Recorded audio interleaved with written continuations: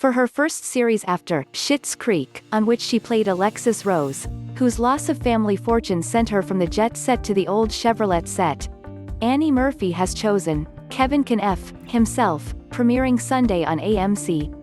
It has already debuted on its premium arm, AMC Plus, the very existence of which may surprise you.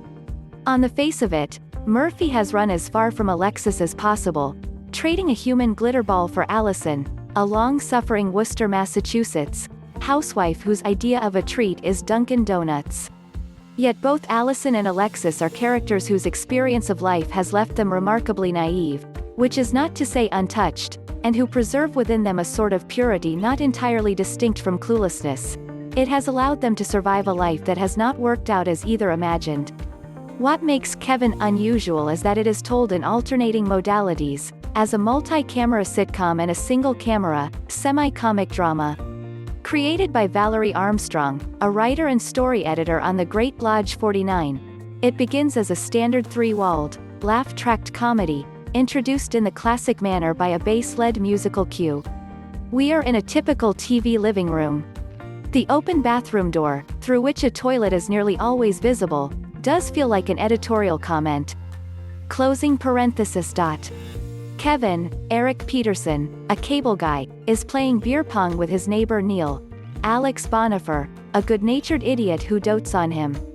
Kevin's father Pete, Brian Howe, and Neil's caustic sister Patty, Mary Hollis Inboden, a great asset, are there, lobbing in jokes. Allison, the only responsible person among them, comes in, is mocked as being no fun, and when she returns to the kitchen finds herself in a real place where no one is laughing.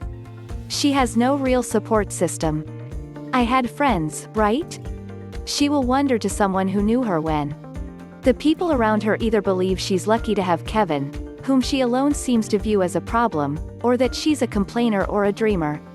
I should have known you'd be trouble when you tried to drop your accent in high school, says her aunt, Jamie Denbo, with whom she works at a liquor store. She is mocked, or humored, while being mocked.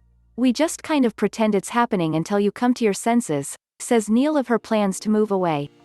It proceeds from a question all experienced television watchers will have asked themselves at one time, finding a smart, beautiful woman hitched to an immature, dumpy narcissist. What is she doing with him? That it shares the first two words of its title with the Kevin James sitcom, Kevin Can Wait, seems more than coincidental, as does the fact that, with his soft, droopy eyes, dark hair and extra bulk, Peterson recalls the young Jackie Gleason, whose The Honeymooners is the model for such mismatches. There is a touch of Gleason's Ralph Kramden in his delivery as well, twisted around a Massachusetts accent.